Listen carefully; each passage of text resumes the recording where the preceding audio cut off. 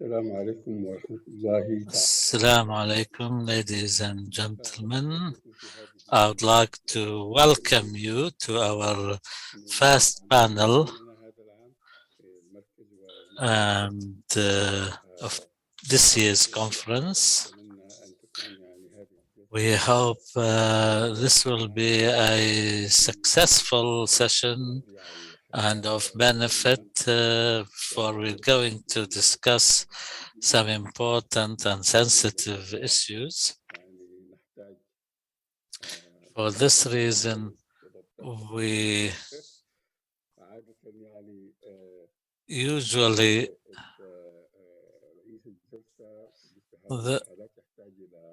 the moderator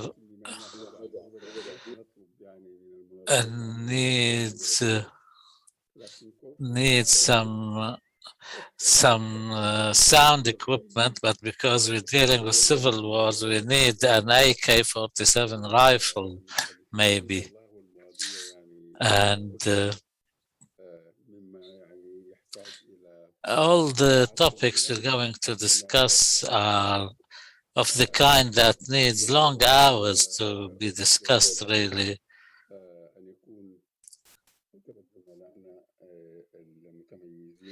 And I hope that our colleagues will stick to the timeline. I'll start with Sidahmed Goudjili. And we welcome him. He joined us recently, but we know him for some time. He has taken part in a number of our conferences, and in fact, he won an award. He specializes in international relations. He is a graduate of Algeria University. Today, he will be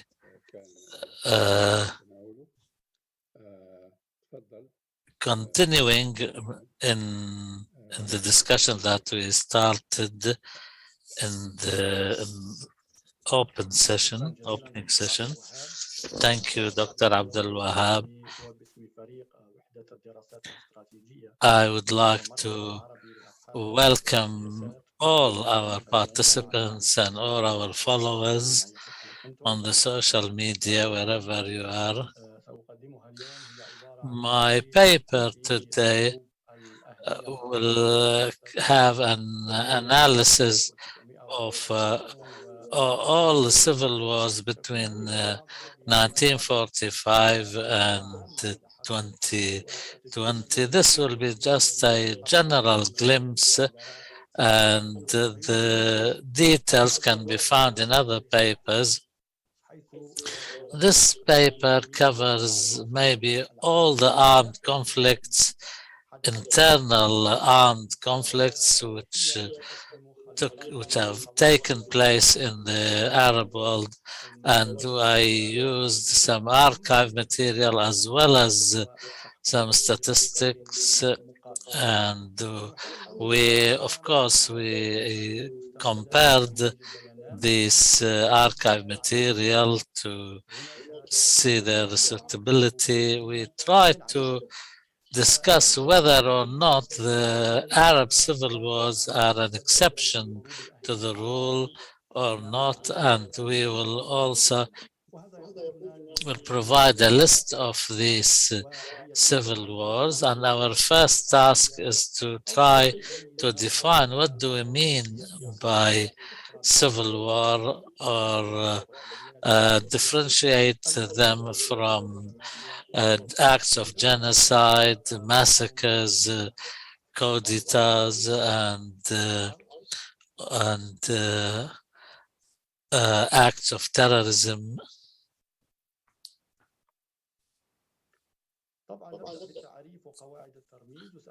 I'll start with some definitions. I will be very brief because there is an entire session devoted to that. A civil war is an internal armed conflict which takes place within the territories of a sovereign country between two parties or two parts fight over some definite issues and with declared aims and objectives. Also, what is the threshold of violence which distinguishes civil war from other acts of violence? And the COW's definition makes it a condition that 1,000 battle deaths should take place per year to designate a conflict as a civil war. And also the UCDP prior also have a slightly different definition. This can be 25 to 1,000 per year deaths but this will be a low intensity conflict, and there is a medium intensity from 20. Uppsala, as we said, give 3 levels between 25 to less than 1,000, medium from 25 to 1,000 per year deaths in the battlefield, civil war with 1,000 battlefield deaths per year. So therefore, in our paper, we will take a middle path between the two definitions, and which is suitable for the Arab civil wars. So we will call a conflict civil war when the number of battle deaths is 1,000, but not in 1 year, but 2 years, like an accumulative number over a period of 2 years. This is an important indicator to gauge the protraction of any civil war. The second important thing in defining civil wars, which is also directly related to the time they take, is to determine the time or the onset of the civil war and the time it ends, because these kind of conflicts can also see long years of quiet when the fighting subsides, then it resumes again.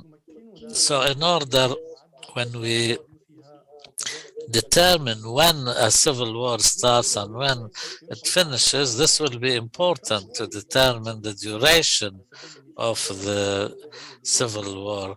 Like, for example, in the Lebanese and Sudanese civil wars, where in fact a number of a protracted civil war which came in the form of waves, and when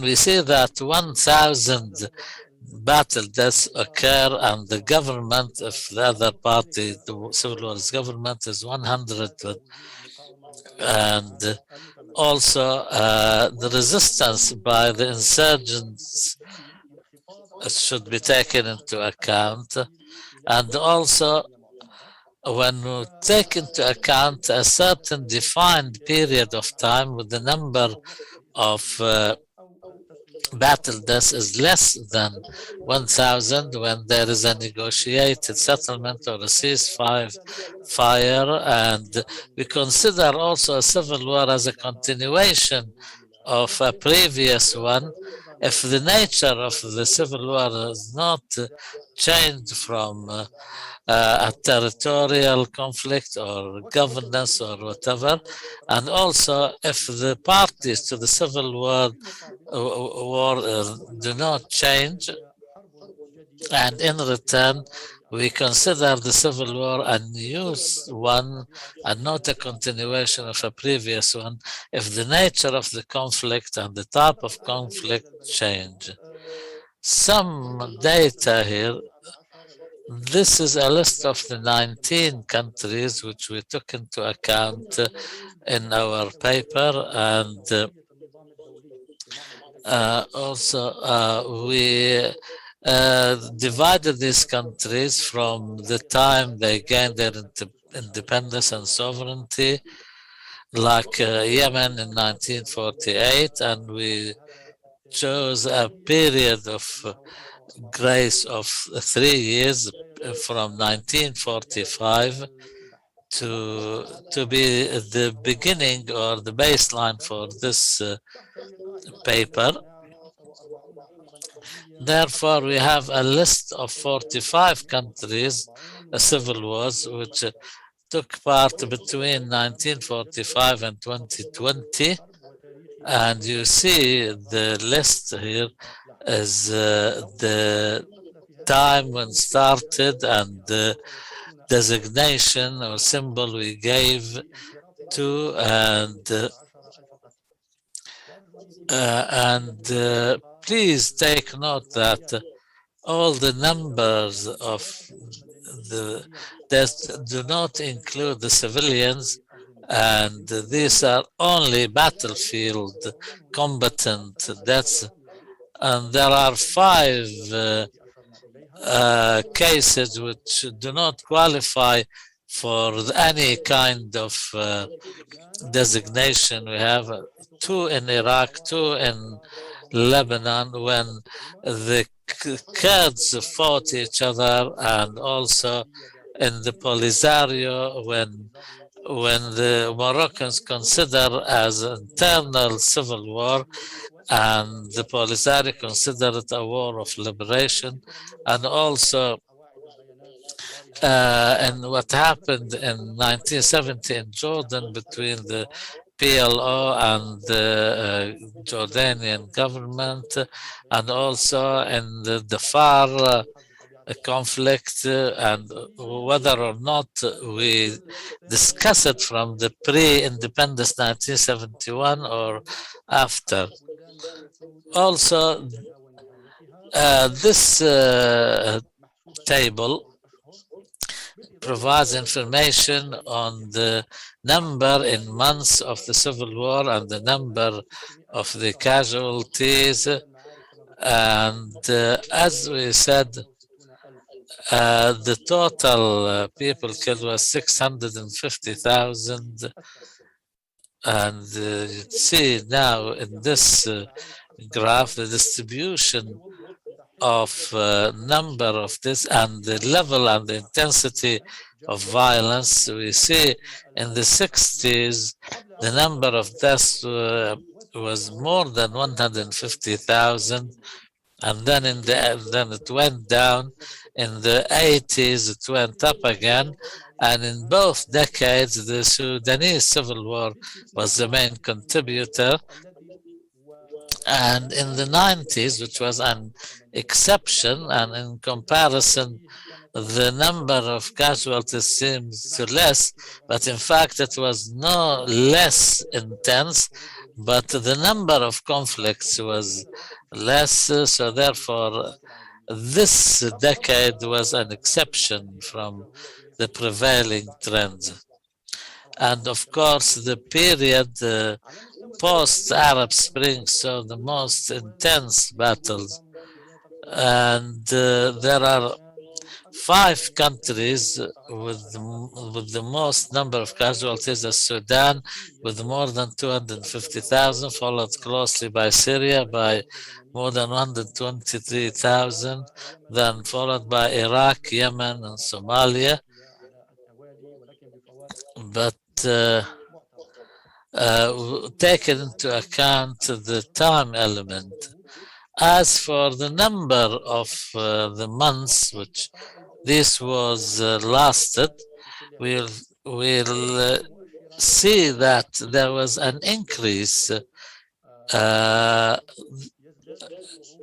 we can deduct from this that decisive military victory to end this civil war becomes more difficult with the passage of time.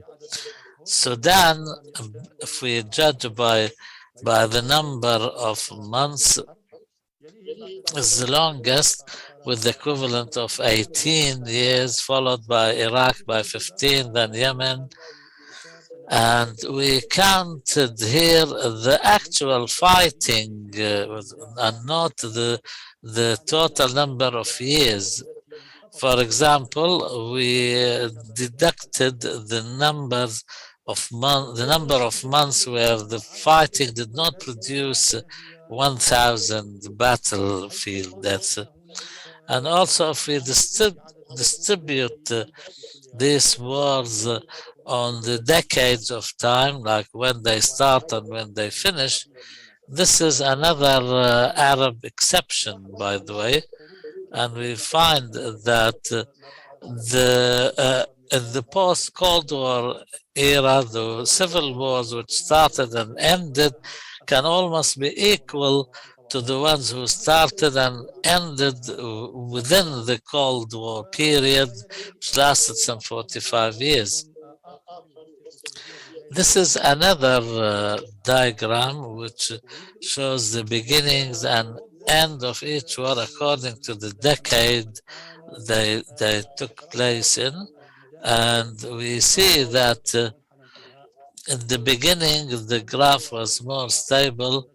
I'm sorry if I'm going too fast, but now we move to the type and style of this war. We see the civil wars here divided according to their nature, whether they are of a religious or sectarian or ideological or tribal or whatever. And also they are distributed or divided according to whether or not they are of a separatist nature or they represent a war over resources or the desire to share power or take over power completely. There are of course other factors like the question of identity, recognition, and these are particular to the Arab world in many cases. Civil wars of ethnic religion in Sudan and Iraq specifically are fought over regional issues, either because there is a willingness to, as a separatist movement or ideological, and there is the other type, which is issues relating to government or governance, like recognition, identity, which are usually ignored by the Western databases. As for the ideological wars in the wider sense of the word, they are mostly over power sharing or taking over the system completely, with the small exception that the insurgents do not necessarily need to have a clear ideology at the beginning of their insurgency. These timetables deal with the intensity of the violence, the ideological warfare. Your time is over. And also the table underneath shows that the sectarian civil wars were the most intense and violent, judging by the number of deaths, and the Lebanese ones represent 48% of this type of sectarian civil wars. Ethnic civil wars are especially in the cases of Sudan and Iraq, show that they are second most prevalent. Also, there are the ideological wars, which come second in their violent intensity after the sectarian ones. Finally, regarding the protraction and repetition of the civil wars, this table shows that there were 27 wars of this type, and we give details, like for example the ones which ended with the decisive military victory by one, the one with the negotiated settlement two, and so on and so forth. Also, what we conclude from this table is that there is a small number, only 5, Iraq, Sudan, Lebanon, Yemen, and Somalia, caused 27 repetitive civil wars, which resulted in the deaths of more than 300,000, which is more than half of the total of all civil wars. In the case of Iraq, we see an accumulation factor which is very apparent, which is 10 times. The second times is the linear continuation with less intensity in the repetition, like Yemen and Somalia, Sudan.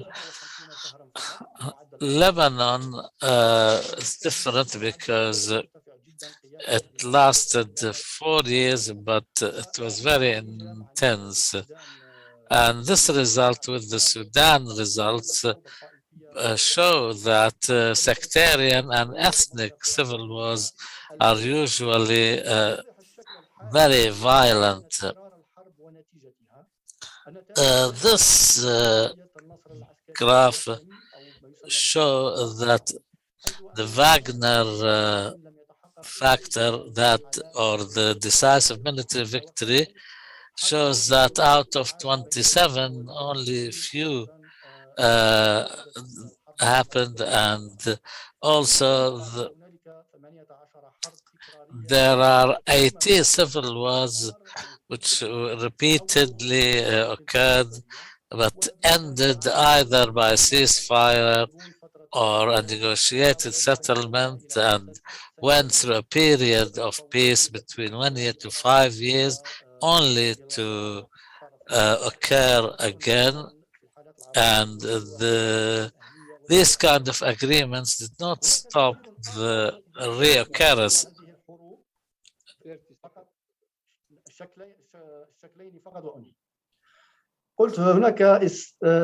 I said that there is another explanation for this, linked to the type of war, and we saw that whenever the civil war is of the sectarian or ethnic type, is more likely to be perpetuated, and this applies to all 5 countries, and this also conclusion supports others.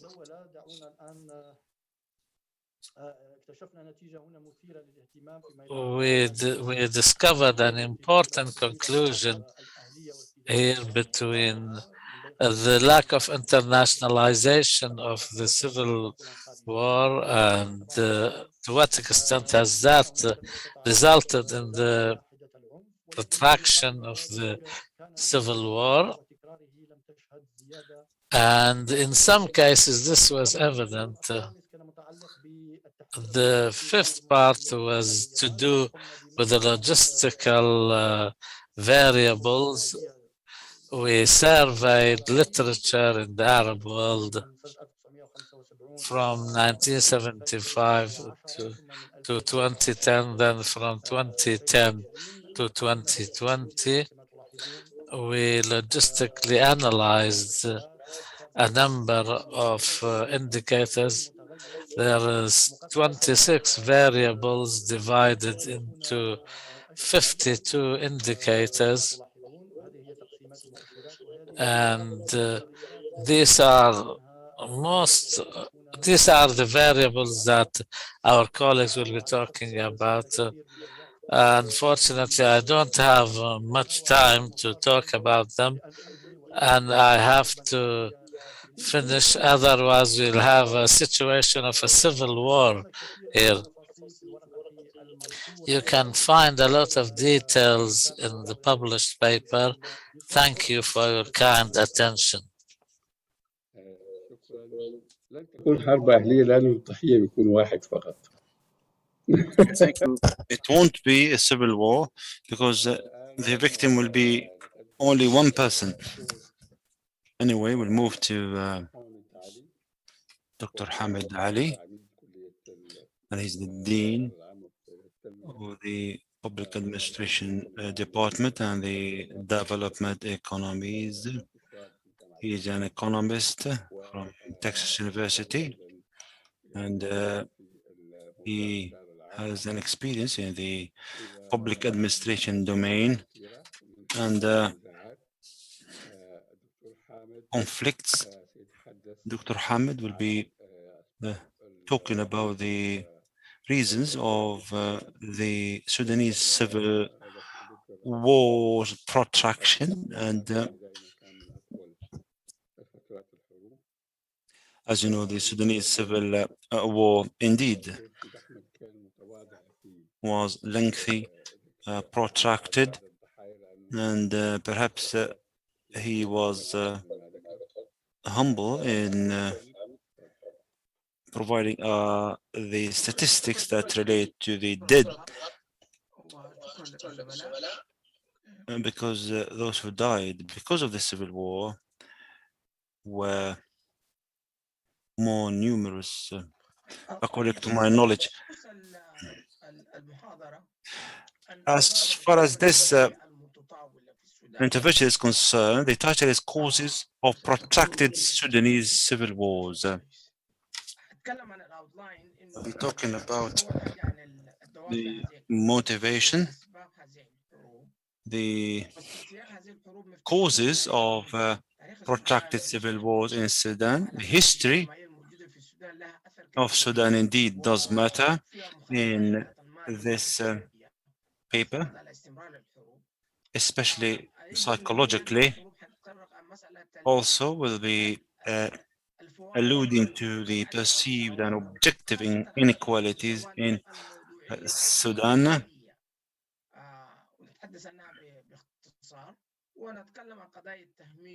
We'll be talking also about the economic exclusion or marginalization, as well as the identity and the competition over resources. The term Bilad as-Sudan, the land of the blacks, was once used to describe the land that stretched from the Senegal River to the Red Sea coast. Later, the concept of Sudan became more diffuse as the region became the home of 6 consecutive kingdoms. Those kingdoms were the nation states of the time under the Ottoman Empire, the Egyptians, as well as the British. As far as the current borders of Sudan, modern Sudan, with its current boundaries, was created surgically in the 19th century through the invasion and imperial rule of the British. the British depended on taxes.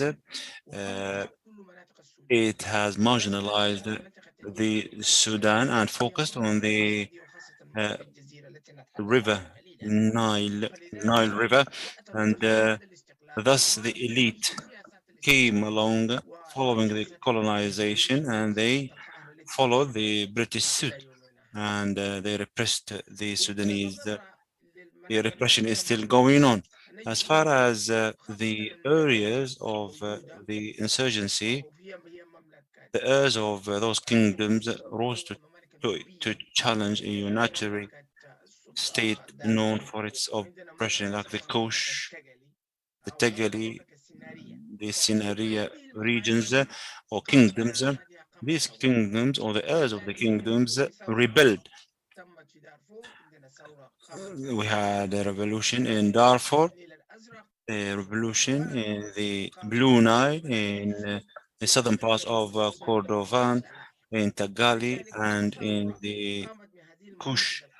So the Shilluk as well. So the old kingdoms,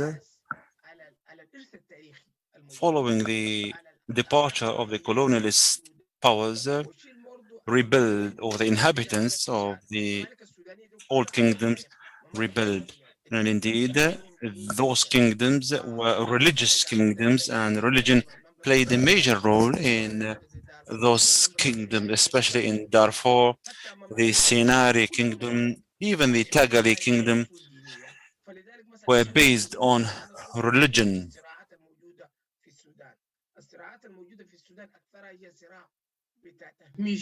The struggle was to do with societal and economic marginalization, first and foremost, rather than religion, albeit they were religious.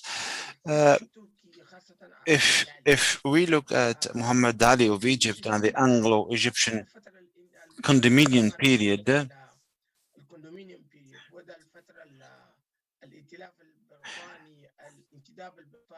when the British mandate cooperated with Muhammad Ali, they had put into place an administrative system around the Central Nile region, while it ignored the other regions. It has focused on the Khartoum and marginalized the other areas. The historical centers were rich in resources.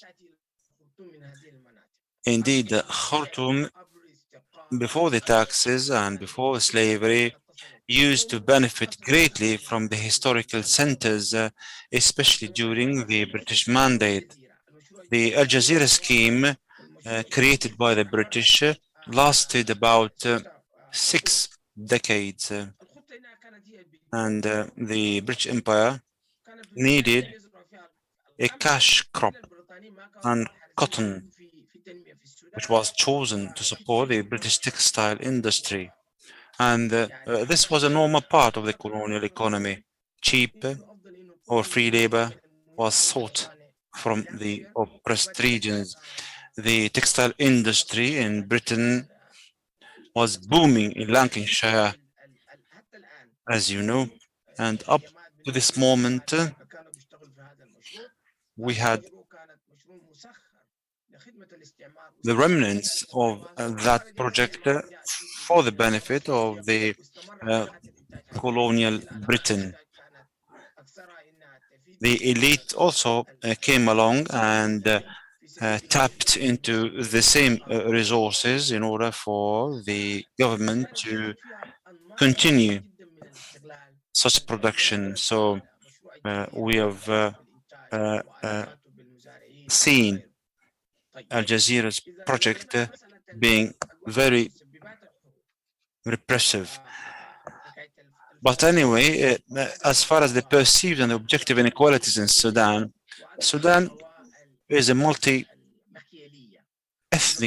country, an identity.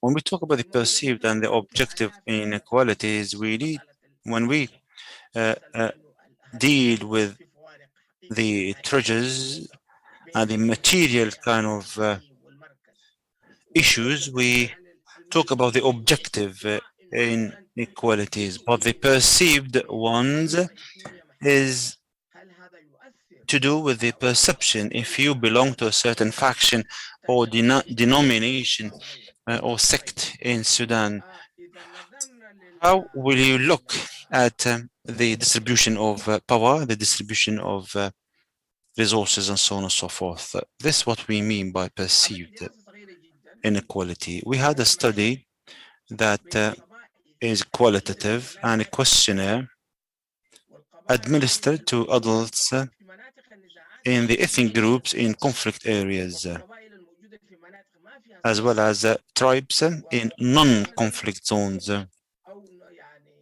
And we tried to deduct certain upshots. We asked, if you belong to a certain sect, does this belonging affected your income, affected your political participation, and so on and so forth? We asked this question on the tribes within the conflict zones and others with no conflicts surrounding them whatsoever. And we ended up having the following result. More than 50% of the ethnic groups that suffer from conflict believe that ethnic identity is a factor in obtaining and losing jobs. Especially, this factor indeed is very important nowadays because some of the conflicts relate to this very issue, the perception. 2 minutes, Dr. Hamid. Okay, I'll abide by the 2 minutes. I'll move to the conflict ex post and conflict dynamics. Indeed, the conflict, any conflict affects the economy of those affected by the conflict. If we look at the spending, the public spending on goods and services, in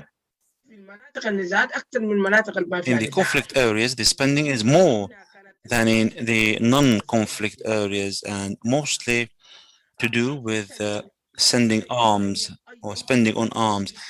As for the development and capital expenditure, there are differences indeed between the conflict zones and the non-conflict zones. As for the natural resources and conflict, there are two paradigms in this literature. The areas where resources are ample and conflicts, and this would lead to conflicts. If we look at the 1990 and 2000 map in Sudan, we noticed that the areas that are ample with resources do witness conflict. Here, there are two circles. One circle constitutes the richness in oil, and the other constitutes the richness in other resources. The conclusion is as follows. Sudanese are talented people with a creative energy. However, politics had failed them. This hybrid character is a product of cross-fertilized African culture and the Arab Islamic culture. Indeed, people resorted to power, and that's why the Sudanese civil war has protracted, and we hope that these wars will have an end because they have exhausted us as Sudanese. Thank you. Thank you, Dr. Hamid, for sticking to the timeline. Now, Mr. Majd Abuamer and Hani Awad will be jointly presenting a paper on what civil wars mean and what they don't mean. Mr. Majd is a researcher and rapporteur of the Strategic Studies Unit at the Arab Center for Research and Policy Studies. He is a graduate of our faculty. We are proud of him. And previously, he has published papers. He has not got his PhD yet, but is working on it. And also, his colleague Hani Awad is a researcher at the Arab Center for Research and Policy Studies. He has got his PhD from Oxford University, and he is the author of a book entitled Transformation of the Concept of Arab Nationalism and the Dilemma of Authoritarian Local Governance. You have 7.5 minutes each. We want 20 minutes, please, so that civil war does not break out between me and Hani. It's my pleasure on behalf of myself and Dr. Hani Awad to express our thanks to the Arab Center and especially Dr. Omar Ashur. The world since the middle of the 20th century, we've seen civil wars. Wherever we turned, we saw the fires of civil war, and on average about 20 civil wars in the world were taking place compared to from 1916 to 1989.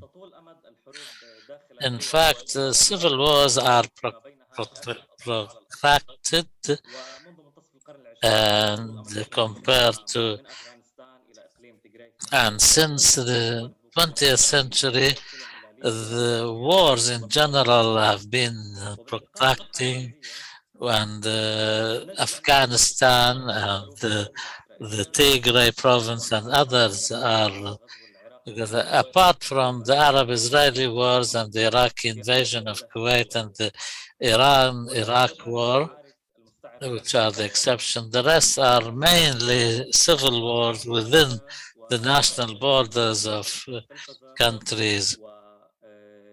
We often hear commentators, historians, and political scientists differ as to how to define the civil wars. We have some sort of a confusion in understanding this phenomena, and maybe this conference can contribute to this, and we've taken 15 conflicts or civil wars in the Arab world to answer the question. Our presentation will be divided into 4 parts. First, to the concept and what do we mean and the questions we try to answer. Secondly, what is a civil war and what conflicts can be called civil wars? Then we will make a theoretical comparison and then find some conclusions. Some of the questions we try to respond is what Arab cases can be described as or classified as civil wars, and can we designate these armed conflicts in the Arab world after the Arab Spring or Arab Revolution as civil wars? Cicero was the first who described the civil war and gave it the name. Separatist wars,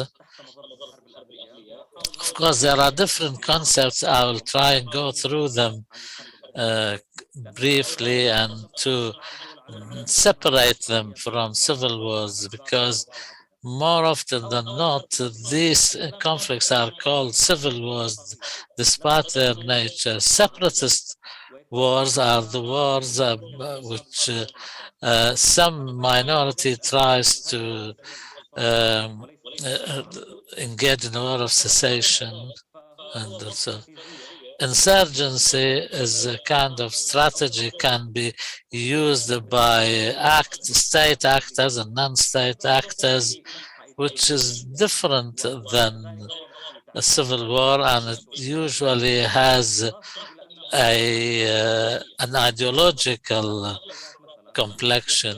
Most revolutions are describe their insurgency as revolutions and governments as insurgency. Asymmetrical warfare. This is, for example, the kind of work. This is probably came into existence in 1995 when these wars can be fought outside or inside the countries. Irregular warfare, which is the kind of tactic used by certain people using unusual means of inflicting violence on states. And when the insurgents managed to attract political support or popular support to their insurgency. Proxy wars also, the condition for this concept to apply is to have an outside power, and these wars can take outside or inside countries, unlike civil wars which only take place within a country. Coups, and the difference between a coup and a civil war is they are not fought by parts of the state and parts of the people. Sometimes or more often they are within the state itself, violent or not necessarily violent. Global civil war used by Arendt or Giorgio Agamben used when he defined terrorism as global civil war. Internationalized civil war, which attracts international forces directly, or territorial civil war, which also can take place, and transitional civil war, which starts in one country but spills over to other countries. Although we can distinguish between civil wars and other types, and as Kali says, trying to designate or distinguish between civil wars is like Russian tea dummies, and trying to distinguish between them, because not all ethnic conflicts are civil wars. Now that we gave definitions to civil war, we try to discuss the literature. Agamben says civil war is a war that does not happen within the family, within the home, or outside the city, but it is this is our hypothesis, says, takes place neither in the Ukis nor in the polis, neither in the family nor in the city. Calivas defines civil war. So civil war is defined here as armed combat within the recognized borders. The American army makes it a condition that there should be an army and an outside power. Also, there are other definitions which make it a condition that a government, a standing government, should be there, and the lack of recognition in this war leads to civil war. Other civil wars based the definition on the threshold of the number of deaths, battlefield deaths, or the protraction of the period of duration. Like Dr. Sidahmed said, 1,000 of battlefield deaths per year, or correlates of war project, which requires the participation of 1,000 fighters from the government side, or 1,000 battlefield deaths, or 100 deaths in battle. There are problems, however, with these definitions, and they only rely on the battlefield deaths, and the techniques used cannot deal with the time and space aspects of the war. The definitions can agree upon certain things, like, for example, most definitions agree that violence should take within the same state, the territorial lands of the same state, and the struggle should be between citizens of the same state, and also the struggle should be on political basis and to control the city. The others, of course, make it a condition for an outside intervention, and this, from point of view of methodology, Mandani considers that the post-colonial state, which relies on the concept of citizenship, is likely to produce civil wars. And some definitions from Africa or Middle East are different than definitions coming from Europe. Also, there is the question of ideology or political. For example, the United States did not designate the civil war in Iraq as a civil war because it did not want to show itself as being involved in a civil war. I give the floor now to Hanyawatt. Thank you, Majd, and thank you, moderator. Thank you. Can you see the PowerPoint?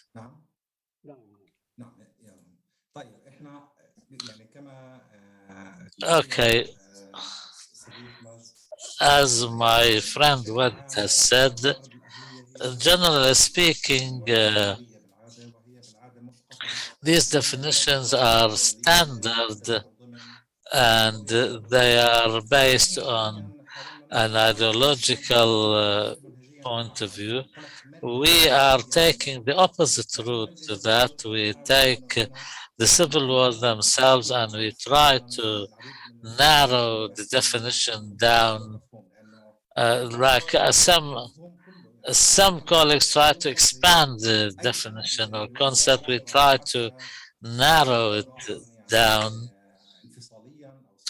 And also, we taking into account the nature of the civil war, we define civil war as the one on the screen, which is an armed struggle over the nation state within its sovereign borders, and one party to this one will be a government which is usually fragile and weak, although legitimate or in parts of it, and between an organization or organizations which can be of a social nature or as a result of the failure in any settlement between them and the failure of the state to curb the social movement or contain its activity.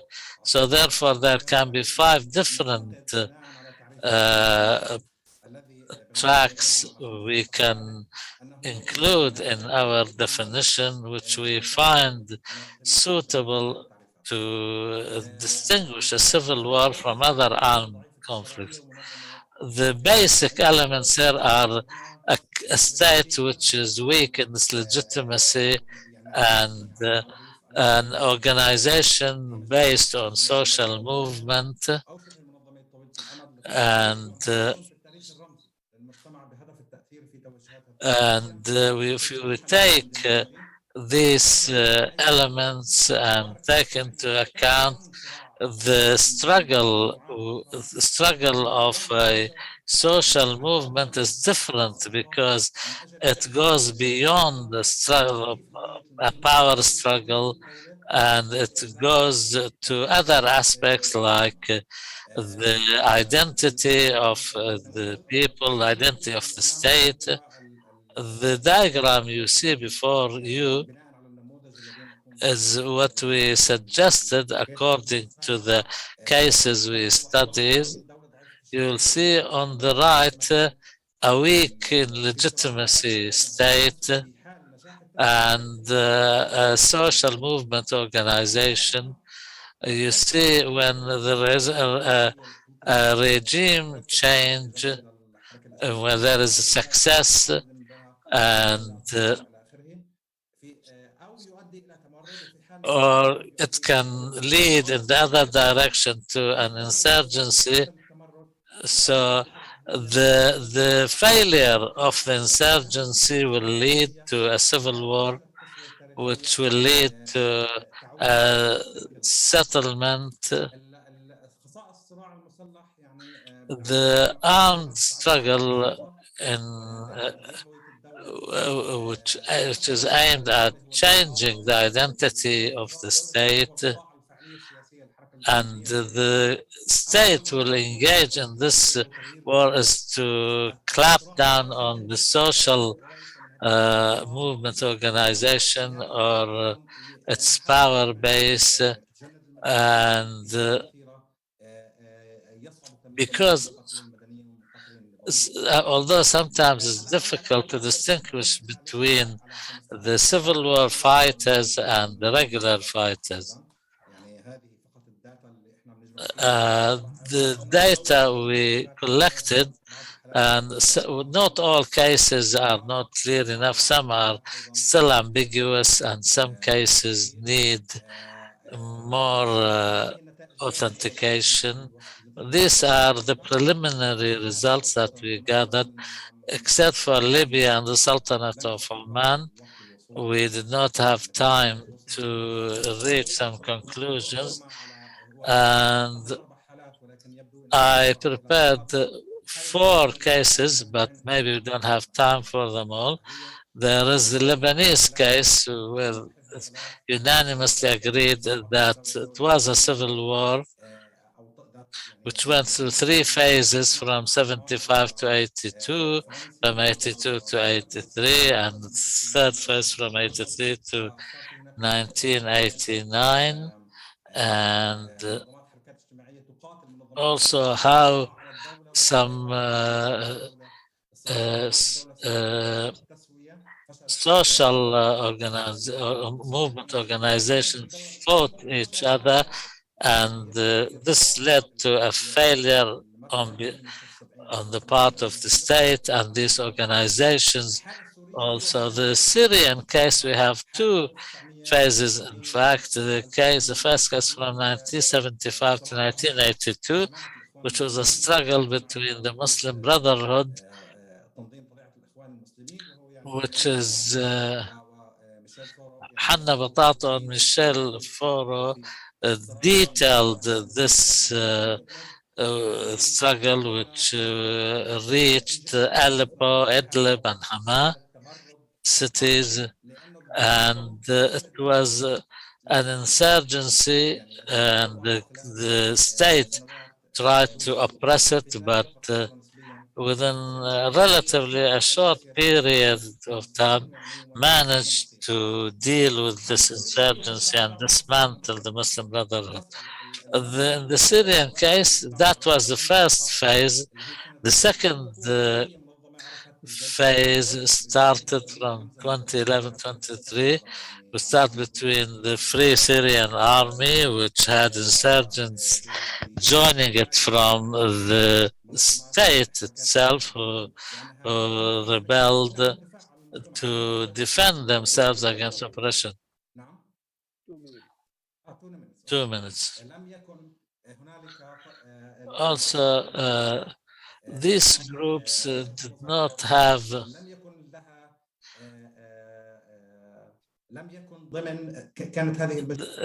these groups were called the Free Syrian Army. They were defending their local communities, but they did not develop to have a new concept for the state. But towards the end of 2013, we saw some Salafist jihadi militias which joined the struggle, and the struggle was turned into civil war in Iraq in 1991 when we had the Sha'bani uprising, which took place after the Iraqi army's defeat in Kuwait. The insurgency took place in the southern provinces, and the Iraqi army managed to quell this uprising very quickly. And also the second Iraqi case between 2006 to 2017, which was a sectarian struggle between the Sunnis and Shiites, and also the state managed to achieve the political Shiitism and gaining victory and taking over the country and ruling over the Sunnis. Now the state in Iraq is sectarian one. And finally, the Sudanese case, we also discussed that we believe that according to the model we have, that any of the three wars in the Sudan were examples of civil war. They are all separatist wars because it was not a struggle against the standing state or government, but they were more aimed at separation. And we think an important factor in defining a conflict as a civil war is for the national group itself, within itself, and not between groups who consider themselves different than each other. So therefore, the three cases in Sudan we consider as separatist wars. I thank you for your kind attention. And we are still about halfway. This is, we haven't accomplished our task yet. Thank you very much. Thank you very much. Very important points. I shall comment upon these points later. Mr. Abdullah Baaboud, are you in Oman or in Tokyo? In Oman, yes.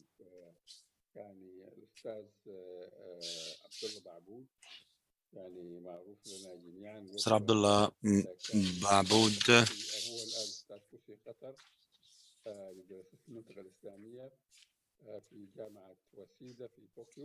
He is a visiting fellow and chair of the State of Qatar for Islamic Area Studies at the Faculty of International Research Education at Waseda University, Tokyo. He is also an adjunct professor in the Gulf Studies Center at Qatar University. He holds a PhD in international politics, international political economy from the University of Cambridge. Mr. Abdullah will be talking about the Dhofar insurgency. The Dhofar insurgency. Thank you very much, Mr. Abdelwahab. I'd like to extend my gratitude to Dr. Omar Ashur for this generous invitation. And I'd like to thank all the brothers and sisters at the strategic unit at the Arab Center for Research and Policy Studies. I had started writing my paper in English, so could you allow me, would it be possible to, could you allow me to speak in English? I shall speak in English then. They will be interpreting anyway. There's no break for the interpreters. They'll be interpreting both ways. Okay, anyway, I'll be talking about Dhofar insurgency. Gentleman is talking about the matter in English now. ثورة ظفار, Dhofar revolution, as you know, it's one of the neglected revolution in the area because it's not really studied well. There are a number of books and articles that have been written about it, but not enough. And I think it had a lot of ramification on the current system in Oman, and I will try and explain that. It lasted from 1965 to 1976, and it certainly played a very, very important role in the creation of the modern Sultanate of Oman as we see it today. It started as a small-scale tribal insurgencies, a separatist movement by the Dhofari liberation movement, or the Dhofar Liberation Front, called DFL, against then the Sultan Said bin Taimur, who was the ruler at the time, and who was considered as being quite regressive and keeping the country as it were in medieval times. And he was quite ruthless in some ways with the population. But this movement has actually transformed itself into a much wider regional movement. It wasn't simply content with liberating Dhofar or even Oman, but it rebranded itself as the Popular Front of the Liberation of the Occupied Arab Gulf, and became quite intent in spreading its political, social, cultural, and ideological revolutionary fervor across the whole Arabian Gulf region. Of course, it was locally inspired, and it became one of the longest running major armed struggles in the history of the Arabian Peninsula. It also was considered as Britain's last classical colonial war in the region, and one of the highlights of the Cold War in the Middle East. It had local, regional, and global dynamics, and played a major role in the transformation and finally the contribution, and finally contributed to its demise, but not without creating a bifurcation point in the history of modern Oman. As many of you, Oman is one of the oldest independent states in the Arab world. By the 18th century, Omani Empire stretched from present-day Oman down to the east coast of Africa and to Asia, before the European colonization came to spread its wings in the region. But conflicts in Oman, in one sort or the other, has been also endemic in much of its history. In the beginning of the 20th century, for example, Oman was intent or it was racked by internal strifes and competing ideology, which made Oman kind of divided principally between the Sultanate along the coast and the Imamate on in the interior. And of course, we had a kind of a different governments in Oman, as it were, a different government system in Oman, where the traditional elected imamates were practiced, while the hereditary monarchy was along the coast, or the Sultanate of Oman.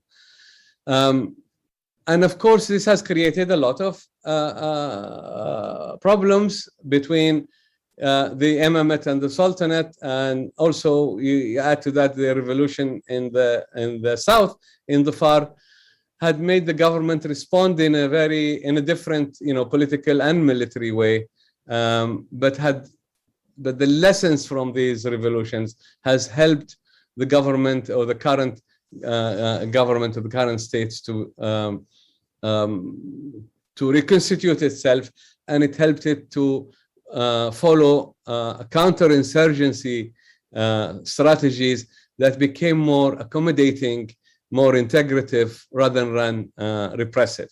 And that actually is now what explains some of the, the relative stability in Oman. So, as you know, the Sultanate of Oman is a relatively new system of government in Oman. It metamorphoses from the traditional imamate system and the Sultanate along the coast. And it's only with in 1959 where the Jabal Akhdar revolution, as it were, was put down, that with the British assistance at the time, that Oman was united. So Oman is actually known for having, popular political insurgencies and movements that actually, to a certain extent, have led to the weakening of the central states. Recently, during the 50s, Oman and the 60s, Oman was still overly tribal country, and it was geographically and even especially divided. You had Muscat and you had Oman, and you had the south, which is Dhofar, which was separated by a vast stretch of the desert, as it were, and in those days there was difficult to travel and to connect. The only way to travel was, or one of the ways to travel was through the sea, and Dhofar is also known by the fact that it has monsoon, so it also made sailing quite difficult. Sultan Said bin Taimur took over the rule of the country, or inherited the rule of the country, in 1932, and for one reason or the other, he decided to make Dhofar, and Salalah in particular, its capital, as his residence. However, he was considered to be, at least in the later stage of his rule, to be harsh, and he distrusted some of the Omani people, and he had a very personalized kind of government that he almost controlled everything, which was unsuited for a modern state, especially when, there was oil discovered in the region and development were taking place. Oman was not going through any kind of development. In fact, if anything, it was very repressive in many ways. Hence, this pushed some of the young people in Dhofar, which is the southernmost province of Oman, neighboring Yemen, and it's, as I said, separated by the empty quarter, Rub al-Khali, as it's known, and it's about 1,000 kilometers away from the capital. Pushed some of the young people to seek for change and to challenge the rule of Sultan Said.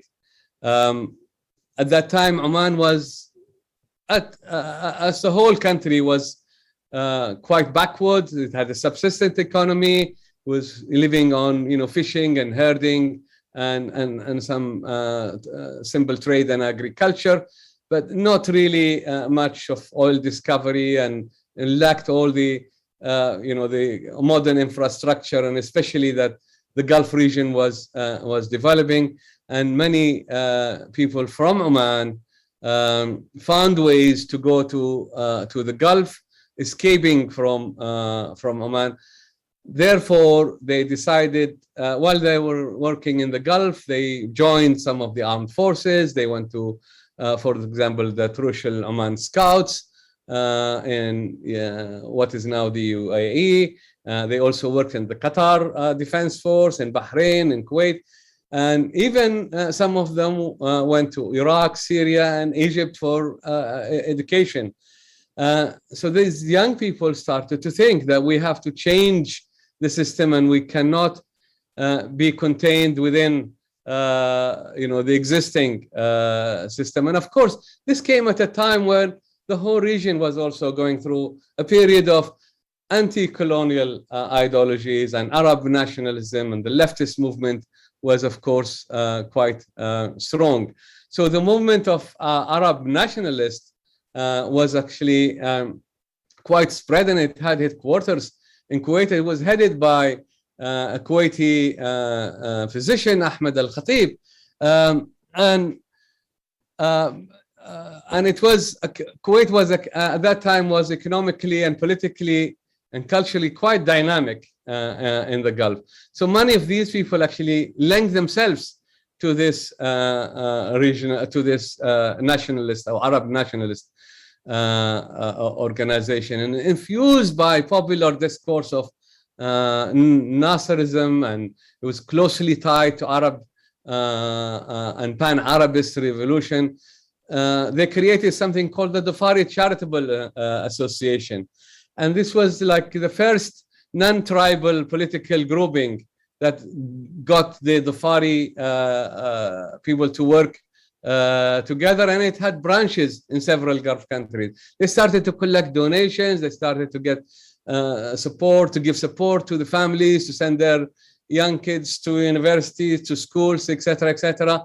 And this has really played kind of a very important role later on in developing, in moving into the insurgency, as it were. Military insurgencies and action took place later on in 1963 and 64, and it started by a lone actor, by someone called Musallam bin Nafal, and who started to blow up some of the government vehicles, etc. So the Dhofari national movement that was created, they started to think, if we do not move now, we will let others, take control. So they started to try to speed up their activities, and they created the Dhofari Liberation Front. And in fact, bin Nafal started to join them. They envisioned Arab unity as the ultimate goal. And they called also for the freedom of Dhofar, and it is independence, that is the main aim. They had some setbacks. 2 minutes for the Dhofari rebels. Are you serious? Okay, they had some setbacks initially, but they were able to rebuild themselves, and they, their land, they were badly affected, of course, by the Naksa in 1967, and they were, and of course, by what happened in Bahrain, and they started to look beyond the Arab nationalists. In this sense, they started to look at China, and they started to look at Russia, and they started to look at Korea and other countries to start to helping them and training them. This has scared the Omani government at the time, and especially that they became so powerful and they controlled quite a large part of the country. So Sultan Qaboos, the son of Sultan Said bin Taimur, decided that it was time to change. It cannot continue like this. So a revolution or military coup, however one wants to call it, took place, and that has really changed like the future of this revolution.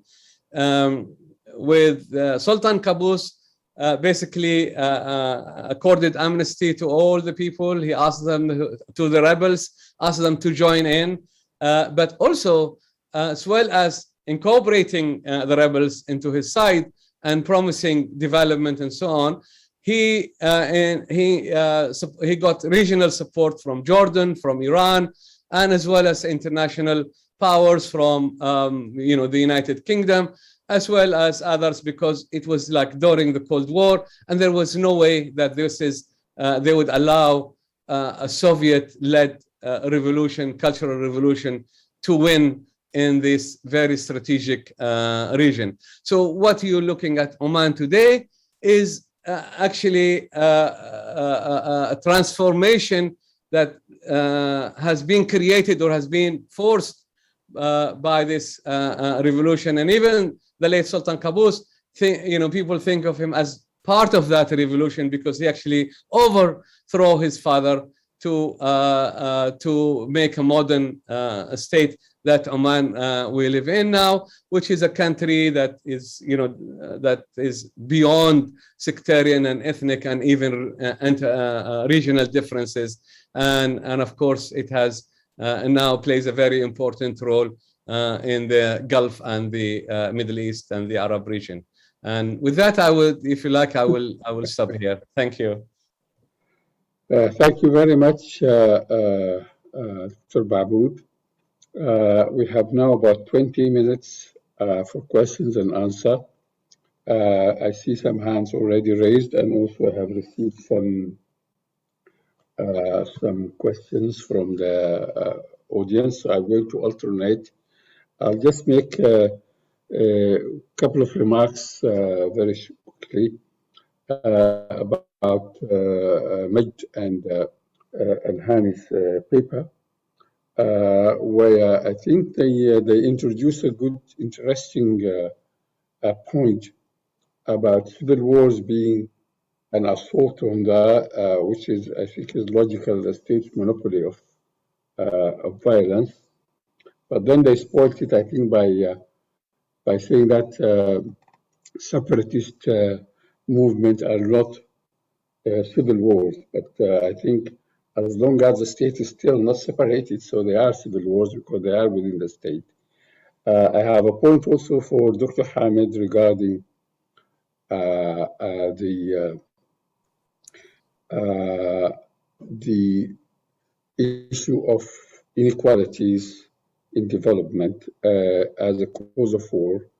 The question is was it a cause of war, or at times also the consequence of war? For example, in the South, the two civil wars have destroyed all the gains which has been in infrastructure and economic activity, and of course, they did not allow any investment. So the periods of war in the South has been lost opportunities, and also in Darfur, where the disruption was so great that almost all the gains that were there were lost. So is the question here, which one is at the start? And I think also in the South there was a unique status of both the South as semi-autonomous under the British, but also it has its own military unit, the Equatorian so-called brigade, which the one which started the rebellion in the South at that time. So there is a kind of additional here causes. But then I will stop here. I will give Musa the first question. Try make it very short. شكرا كثيرا رئيس الجلسة دكتور عبد الوهاب. شكرا للمتحدثين جميعا. Thank you, Mr. Abdelwahab. Thank you all. أنا سعيدا جدا يعني بسماع هذه الأبحاث الرائعة من الزملاء الأعزاء. It gave me a great pleasure to listen to the panelists, the speakers. Actually, I have يعني الكثير من الملاحظات المختلفة. I do have numerous observations. حول في البداية أنا لدي الآن يعني مشروع حول حول القاعدة العربية للحروب والصراعات، وأعتقد أن الزميل سيد يعني ذكر كثير من الأرقام والتي أرى أنها ربما قد تكون مغلوطة كما ذكر الدكتور عبد الوهاب، وبعض الأحيان متناقضة، وهذا ما ذكرناه في يعني في مشروع البحثي أو أحد الأبحاث الذي راح أعرضها في هذا المؤتمر. فأجد أنه هناك في حوالي 17 قاعدة مختلفة في العالم، ولكن هناك تناقض وتضارب بشكل كبير، حتى أنه تحديد عدد الأشخاص الذين يقتلون لكي ندرج ضمن حرب أهلية أو غيرها. نجد أنه بعض الأحيان الحروب القبلية في السودان في اليمن قد ينتج عنها أكثر من 25 قتيل، وبالتالي كيف نصنفها في هذا الجانب؟ وهذه هي معضلة كبيرة جدا يعني في هذا الإطار. بالنسبة لتعريف أو الدخول في الحالات التي ذكرها الدكتور هاني وأيضا مايد، أعتقد أن تصنيف السودان كحالة انفصالية يعني غير للتو أنهيت بالمفاصلة حول جنوب السودان، ونجد أنه جران كان أحد القادة الذي يريدون أن ينشئون السودان الجديد ولم يكن انفصاليا يعني، فبالتالي لابد من إعادة المفاهيم في هذا الإطار. أعتقد أنه محاولة إبداء الرأي في ما يسمى دقيقة واحدة ثانية واحدة. أعتقد موضوع ظفار كما ذكر الدكتور عبد الله، أعتقد أنها لها أهمية وخصوصية مختلفة. كون ظفار لها أيضا بعد إقليمي من الجنوب الآخر في اليمن، وكان لها أيضا امتداد شيوعي، ولكن نجد أنه كان العامل الحاسم أيضا المفهوم الأيديولوجي أو القضية الأيديولوجية. كون إيران يعني قتل هناك حوالي 1000 إيراني في هذه الحرب، وبالتالي إيران هي كانت الضامن الأول إلى جانب أيضا السعودية والأردن كجانب ملكي وأنظمة ملكية في هذا الإطار. وبالتالي أتمنى أيضا توضيح هذا الأمر بشكل أكبر. شكرا كثيرا. عفوا الإطالة. sorry for taking much of your time. Dr. Omar, 1 minute, please. Thank you all. An excellent panel discussion. I just have a quick question to Dr. Seed. The categories that you have talked about and the overlaps. Yes, the regional might overlap with the sectarian in Syria, and the ideological might interfere with regionalism and so on and so forth. Can you shed light on this categorization or this taxonomy, albeit perhaps it's a bit difficult to separate between these categories?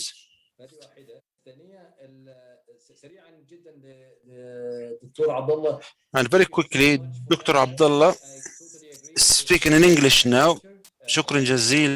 The Dhofar insurgency, including the duration, the ramification. So everything I think is understudied in a way. And that's the first time, or one of the very few times where you have Arab female fighters fighting with the British SAS, face to face in a way. But just one specific question, like what we arrived at a conclusion in Bullets to Ballots, the book, the new book, that transformations within the state and the non-state actors, within the incumbent authorities and the insurgents, happens in terms of ideology, rhetoric, behavior, organizational structures within the armed institutions of the states and the rebel groups, regardless of the outcome of the battle or the war. So if you lose, you still change. If you win, you change. If it's a stalemate, you change. Was that the case in Dhofar? It's a defeat for the insurgents, but did everything change, whether the rebels or the incumbents? Thank you. Okay, David? Thank you very much for شكرا جزيلا. Sorry. I'm sorry, is it my turn now? هل الكلمة لي؟ Yes, okay, go ahead. Okay. Thank you very much for interesting presentations. I really did not know anything about internal developments in Oman, how things developed there, how things got modernized. But the question I have is to Mr. Awad and Abuamer, if I'm not wrong with the spelling, regarding the nature and the framework of the civil war. It's very interesting. One has to do it, the classification, but my impression is that it's still impossible to get the mathematical precision for this phenomena, because it's a social phenomena, and it is always having very individual features, each of these cases of the civil wars. I can simply say in terms of generalization that what I've read or what I experienced myself from my country is that the governments do not like this word, civil war. They usually, and their supporters, they usually tend to blame outside powers in everything, whatever happens against them. But the opposition usually, they prefer to talk about civil war. So whether it is, so what is the question, whether it is possible at all to find a fine-tuned universal formula for the definition when we live in this so-called hybrid, irregular, or as Russians say, non-linear warfare, and yeah, so that's about it. Thank you. I think you have a problem with the line. Okay, Saif al-Islam. شكرا جزيلا دكتور عبد الوهاب، وشكرا للأوراق التي قدمت. Thank you for all the presentations. My question, first of all, to Dr. Sidahmed, then Dr. Hani, and my dear friend Majd. Dr. Sayed, you use the definition which is rather wide-ranging, which included some insurgencies, even though they have a tribal component, who they do not want to necessarily overthrow the government or the state.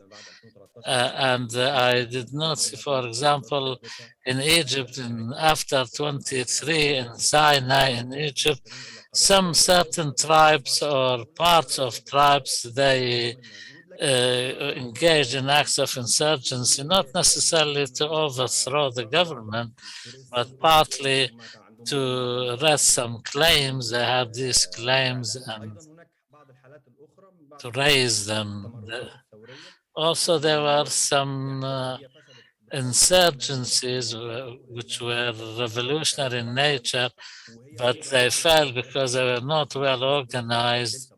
For example, in 2015, 2016, in the Upper Egypt, they were not ideological in the strict sense of the word, but people who belonged to them came from ideological background, but they were not separatists or jihadists necessarily. But they did not necessarily want to overthrow the government, but they had claims. I think Dr. Hani and my dear colleague Majd, they managed to avoid that, and they included those who rebel for the sake of revenge, not necessarily overthrow the system. For example, the state was acceptable, but the political system. But I want to raise this question. Can we consider some movements which are made up of civilians, but they engage in some act of insurgency and act against only certain individuals in the security apparatus? Can we call that civil war? of course, not only in Egypt, I focus on Egypt because I'm Egyptian, but the aim is not to overthrow the system, but to raise claims and apply pressure. They're not tribal or ideological or to do with identity, but they can be political. So can we call this kind of insurgency for the purpose of exacting revenge could be classified as civil war? Thank you. Time is over now. Thank you. Let's give time to Dr. Adel Waheshi.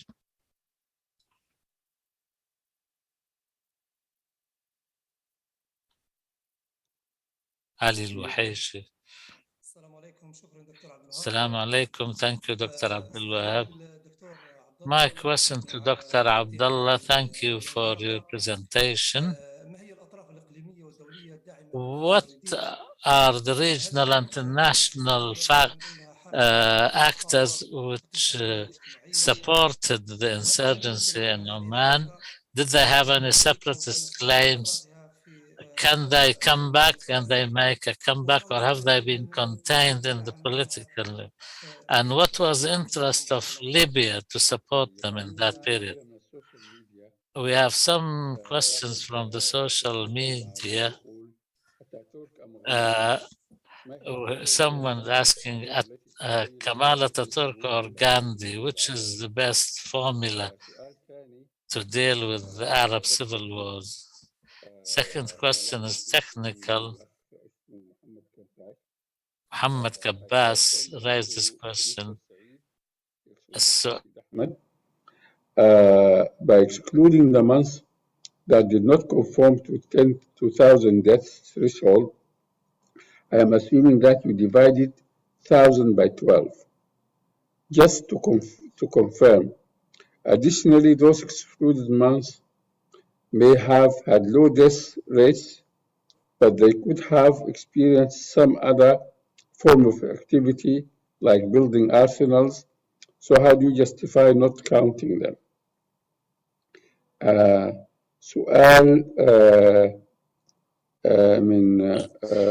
a question from Radwan Sheikhi. What are the reasons which are causes of civil war? Muhammad Assaf asked, can we, any rebellion against the standing government can be called the civil war? I give each speaker a minute and a half to respond to these questions. I'll start with Dr. Sidahmed.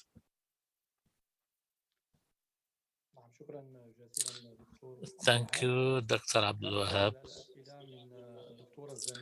The first question from Dr. Musa Alaya said some figures were contradictory, but he did not say what these figures were. On the contrary, the percentage of error was 0.07, I think. And the number of battle deaths, also the negligible percentage was 19,000. And this is quite acceptable. In the case of the Sudan, in the 60s and 80s, the number of battle deaths was more than 100,000, and we used 8 databases. There was whenever there was a percentage of error of 0.10, we reviewed these figures. As for the question by Dr. Omar Ashur, when we classify these conflicts into ethnic or ideological, we cannot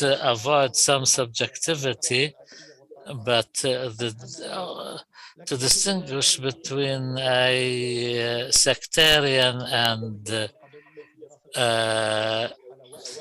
an ethnic civil war is easier than the tribal and the ideological one and other types.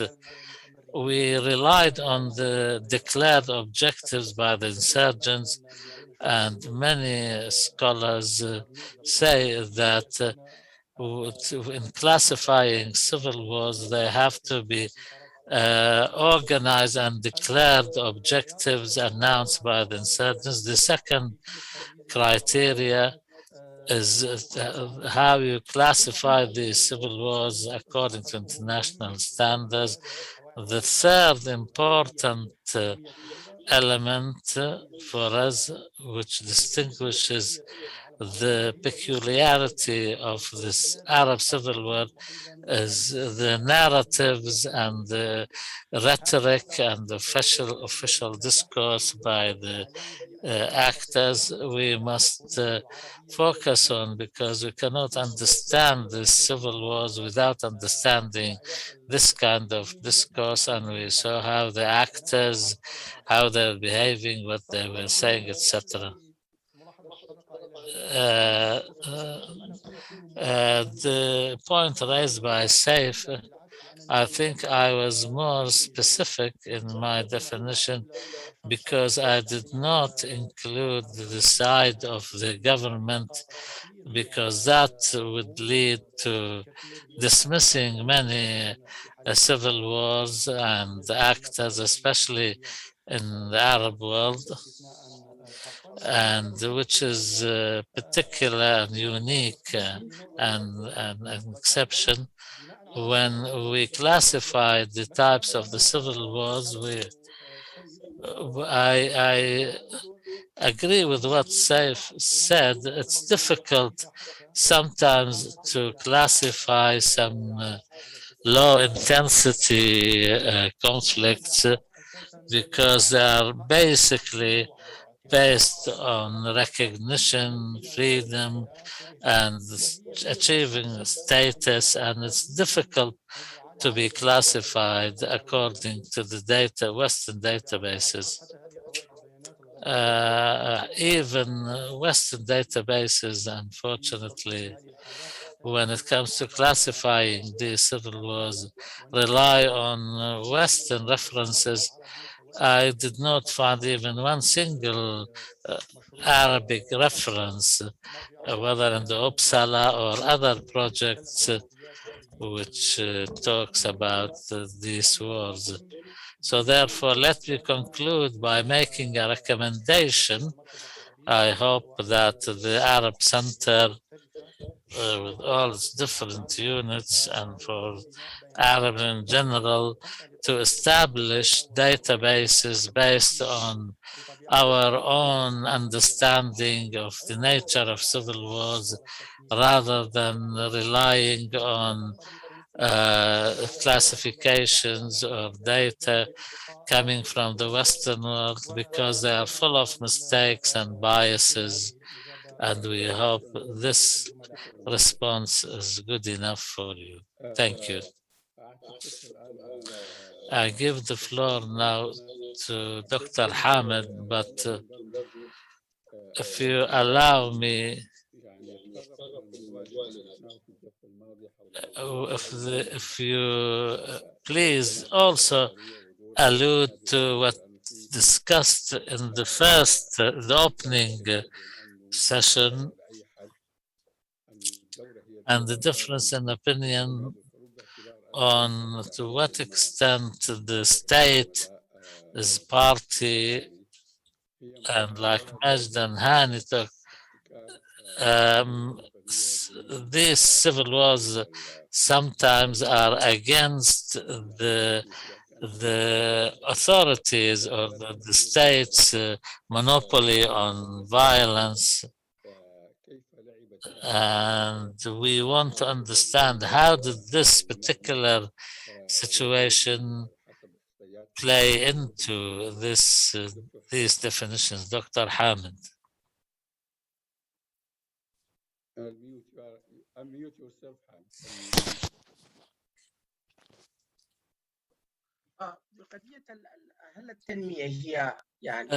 when it comes to the question of development, is development the cause for wars, or is the protraction of civil wars and wars leads to hindering development?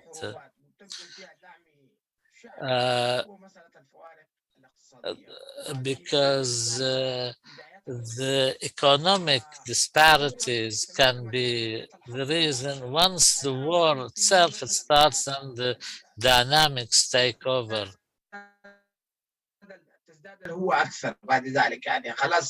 And the areas where a war breaks out, development retreats, so the state starts to spend its funds and monies over warfare rather than development, and this of course exacerbates the situation because of all the destruction and the infrastructure and others, which makes rebuilding and reconstruction even more difficult, especially if the state fails in employing or investing properly in this. So the war continues and the disparities continues.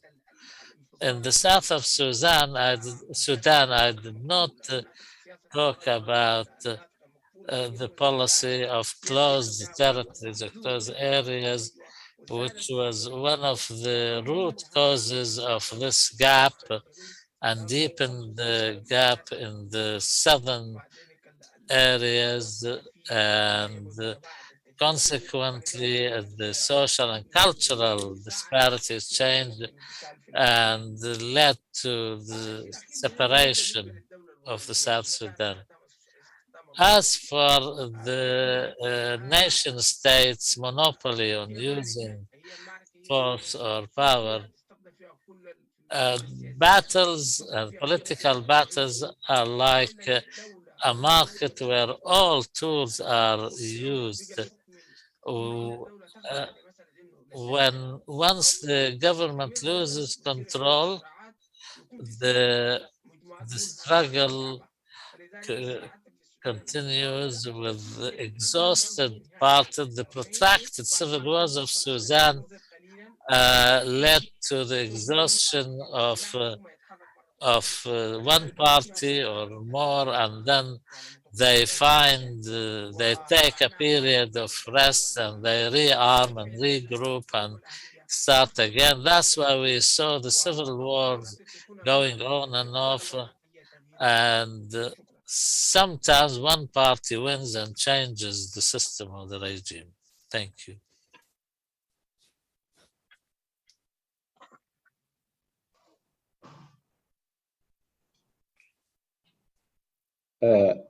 مجد ودكتور هاني لو تفضلتوا. Majd and Hani, please. If Dr. Hani allows me. Thank you, Dr. Abdelwahab, Dr. Musa Ali, and my dear friend Saif al-Islam. They say civil wars start on the ground and continue in the academic circle. Until now, the debate over American Civil War continues. Some call it a war of independence, some will call it a war of an insurgency. According to the model we adopted, especially in the three cases of the Sudan that we alluded to,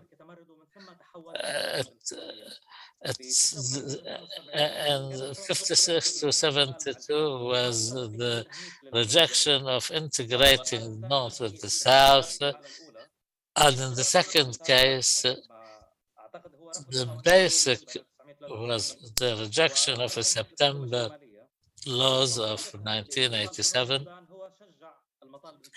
And also when the south of Sudan separated, this encouraged the Darfur insurgency, and this is what the Juba agreement ended up in agreeing on. As for Saif al-Islam's question regarding the Egyptian case in Sinai and the political violence after the 2013. In Sinai, we designated or classified that as an insurgency because this insurgency was aimed at getting the government's recognition and elevating the standards of living and economy. So it did not develop into a civil war, and there are many elements missing. As for Dr. Abdelwahab's question, as for the definition in the post-colonial era of independence, because they are more susceptible to civil wars because they base these states base themselves on the model of citizenship. I leave the floor now, give the floor now to Dr. Hani. شكرا جزيلا على الملاحظات. نحن في مرحلة متقدمة من البحث لكن لم ننتهي، لذلك هذه التوجيهات مهمة، والتمييز بين الانفصال، الحالة الانفصالية والحالة الحروب الانفصالية والحروب الأهلية يعني خاضع أيضا للنظر. ويعني كما قلت بالبداية جميع التعريفات التي توضع لوصف الحرب الأهلية هي تعريفات إجرائية، فبالتالي يعني بعتقد أنه من حق الباحث أن يفكر بالتعريف الإجرائي الخاص به. أنا أعتقد يعني التفكير الذي نشعر فيه أن الحرب الأهلية تجري ضمن جماعة وطنية محددة لها يعني الصراع جزء منه هو على التمثيل السياسي للجماعة الوطنية. أنا لا أعرف في حال، وهذا سؤال أنا أقدمه لكم كمختصين وكعلماء سياسة. I'd like to pose a question. If the national group is divided into two and they have different objectives, would it be possible to call the struggle between the Kurds and the central Iraqi government a civil war? Would it be possible to call the struggle between the Polisario, as the gentleman said, Mr. Said, and the central Moroccan government, can we call it a civil war? These questions have no answers, but we need some answers. I think the civil war definition has been recycled, has been revamped, and perhaps it needs to have a specific definition. Dr. Musa, thank you for your remarks, and we would love to read the chapter that you have talked about. Lastly, one point that I'd like to raise, in accordance with the proposed example, we think that the struggle between the north and south of Sudan is a secessionist related struggle, but the issue, the internal infighting inside South Sudan is a civil war. So here again we talk about procedural definitions. Thank you. Last but not least, Dr. Baaboud. Microphone, please. Unmute yourself. Okay. Sorry, thank you very much, Dr. Abdelwahab. I thank Dr. Musa, Dr. Omar, Dr. Musa, and others. I have a number of observations I would like perhaps to answer on one go. I have also some observations. I think that definitions are important, and taxonomy is important, categorization is important, but these revolutions are dynamic, kind of evolving movements, and the Dhofar revolution started as a secessionist movement, but the regional economic and political situation has changed. They thought of liberating the province of Dhofar. However, they moved into pursuing the liberation of Oman and then the Gulf. So they started as secessionists. They wanted to liberate Dhofar, a province in Oman, and they ended up wanting to liberate the whole Gulf. So this revolution at the beginning wanted to wage a war against the government of Said bin Taimur, but then it evolved. It turned into becoming a Marxist, socialist movement that wanted to liberate the whole Gulf. Iran and the regional powers played a major role. The countries that believed in liberation and socialism in Libya and Egypt and other countries indeed supported the Dhofar revolution. Had it not been for the support of Iraq and, by the way, the Gulf or some of the Gulf states, this revolution would have ended earlier. So, and following the Qaboos coup d'etat and holding the power and disposing of his father, things have changed again because of the Cold War related dimensions. Britain has withdrawn from the south of Yemen. The south of Yemen turned to become socialist as well, and the Soviet Union, or rather the Americans and the British, feared that the Soviet Union would fill the vacuum and control the oil in that area and in South Yemen. And the late Sultan Qaboos issued a pardon, and the rebels indeed laid out their arms. They thought that they wanted a reform, and the reform was there. Ideologues, or some ideologues, persisted, and then they were defeated militarily, but they have embraced the defeat, and they later participated in the reformation of Oman. Some of them visited Russia, China, and Cuba, and they were experienced and they contributed in building the modern state of Oman, or the Sultanate of Oman. So the Dhofar revolution is different, and I think that still it is difficult to frame such revolution in one category, and Dr. Abdelwahab is looking at me with a nice Sudanese eyes and saying to me, stop there. Thank you. Yes, I think we have treated Dr. Baaboud unfairly. We kind of oppressed him time-wise, but the time is up indeed, and we apologize for the social work, social media's fans. We couldn't take any of their questions because the time is up, and hopefully we shall resume tomorrow at 3 p.m. local time. Thank you very much, and have a good day.